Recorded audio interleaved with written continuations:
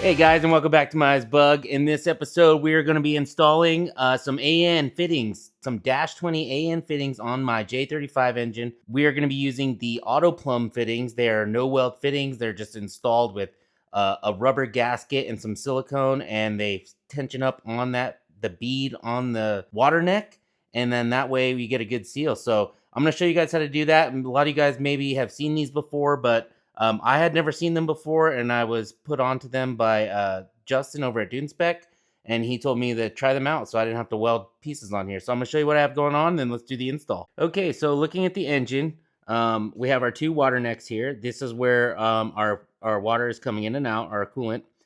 This one is actually steel, and this one is aluminum. I originally bought some fittings to weld on here. I was going to try to get this steel one out and then aluminum weld the new AN20 fitting on here, but I decided not to do that, and I wanted to try out these AutoPlumbs. There is some corrosion on here, as you can see, but what's cool about these fittings is they use RTV to fill any of those imperfections, even though the rubber gasket that comes with it actually makes the seal complete. That the RTV that you add on here is to fix any of these imperfections on here and still get a good seal. So let's go over and we'll look at the fittings.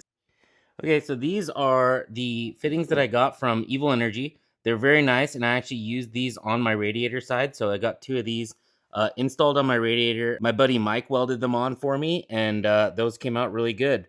But since I wanted to do these ones at home on my engine without taking off the water necks, I wanted to try out these AutoPlumb fittings. And the best part about these are they are no-weld fittings. Let's take them apart, and I'll show you what they look like inside. All right, so the bottom of these fittings come off.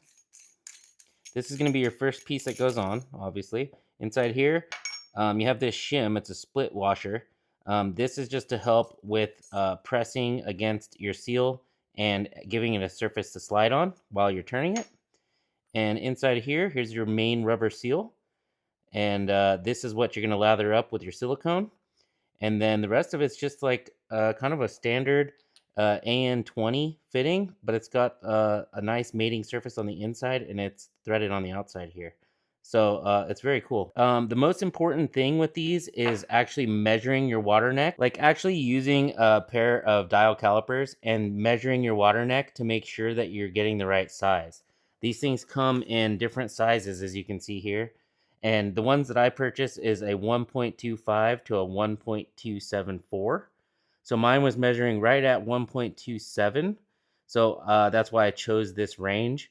If you get them in the wrong size, then this rubber ring that's creating your seal, it's gonna be loose on your water neck, and you don't want that. You want it to be nice and tight on there. So I'll show you guys that whenever I push this on for the first time. The two tools that you're gonna need are gonna be a strap wrench, just something like this with a rubber strap. And ideally, if you have something like this, like an AN aluminum, this one's plastic jawed, so that way you don't mar up your fittings.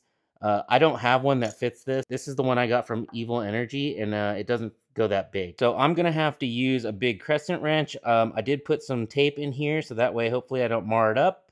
But the cool thing about it is you're actually not turning on these flats. You're actually turning this collar here. So this collar is what you're going to be turning. So this side I'll just be holding. So let's get started.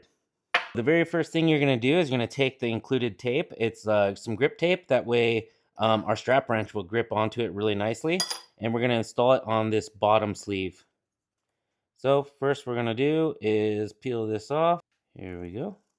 Ooh, nice. Okay, so you want to apply this where it overlaps in the direction that you're tightening it, so that way you're not trying to peel the tape off. So with me, this flange facing toward the camera, I'm going to wrap it clockwise.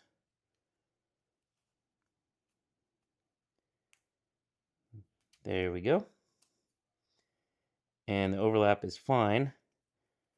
It's just going to help it grip even better. Okay, so now that is ready to go. All right, so over here on the water neck, make sure, what I did is I scuffed this out with some 150 grit to get off a lot of that corrosion. And then I went over it with red Scotch-Brite and cleaned it up. So now we're just gonna hit it with some alcohol and make sure that it's ready to accept, because the RTV is used as a lubricant, but it's also used to help bond the fitting in place, so that way it doesn't twist later on. After it's installed, you don't want it to be twisting while you're trying to tighten your fittings on here.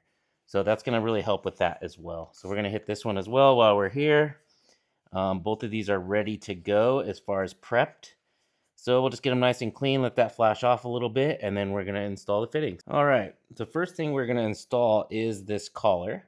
That's going to go with the flat side, the flanged side away. So we're going to slide that on there.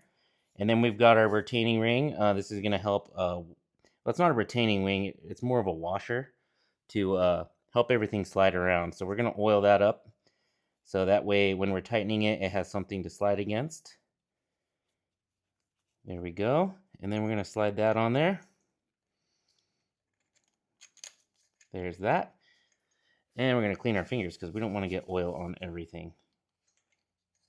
Slide that all the way up in there. All right, so now we are going to clean it again to get off all of that oil that maybe got on the outside here. We don't want that oil on there messing with our bond. Okay, so I'm using the Loctite 5699. This is gray RTV silicone gasket maker. It's pretty much the same as the Permatex black that they recommend that you use. And all they want you to do is to use a RTV that's also an adhesive, not just a regular silicone. So this is going to work for us. I actually already have this stuff, and that's why I'm using it. But the first thing we're going to do is butter this thing up. And make note, the flat side is going to go toward the ring, toward that split washer. And then the side with the bevel is going to come out. So the first thing we're going to do is we're going to butter up the inside of this. And we're not going to worry about putting too much because we're going to clean up anything that just kind of squeezes out. I kind of want a lot anyway because I got all this ugly stuff going on here. I'm going to put a little bit on here too, just to help with sealing that.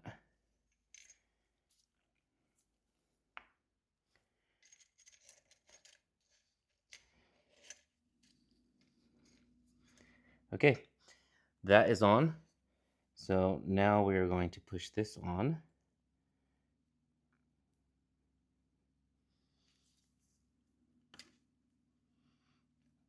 Oh yeah, we got lots.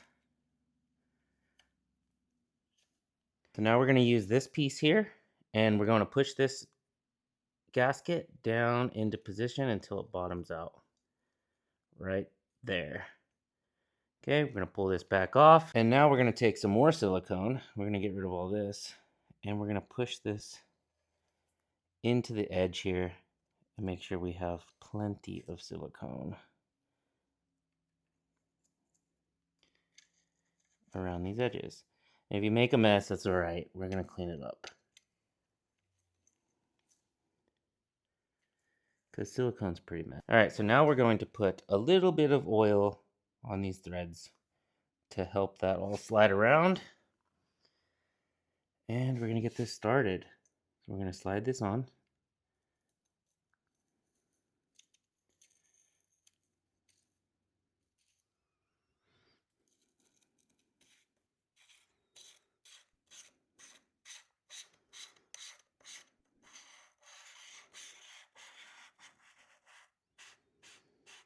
And we're going to go as far as we can with our fingers.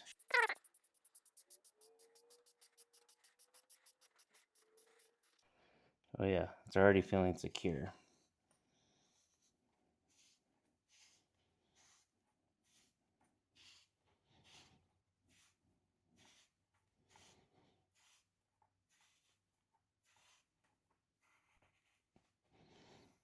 All right, that's pretty on there. So now I got to get my tools and we're going to tighten that up.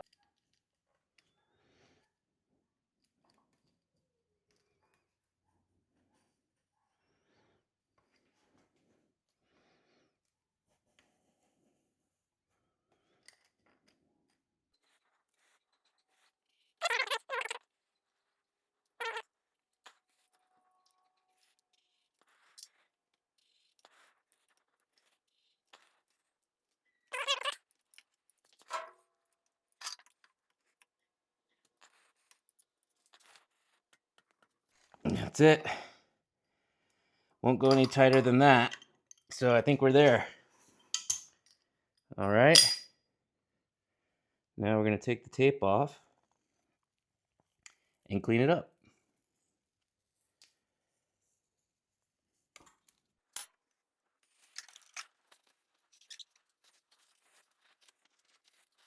The other cool thing about this is if you wanted to, I don't really care, but you can use your wrench and you can clock this now to get the label out where it says AutoPlumb. All right, and that's it. So this one is done. I don't think we got anything on the inside here. Looks good. Now we're gonna do the other one.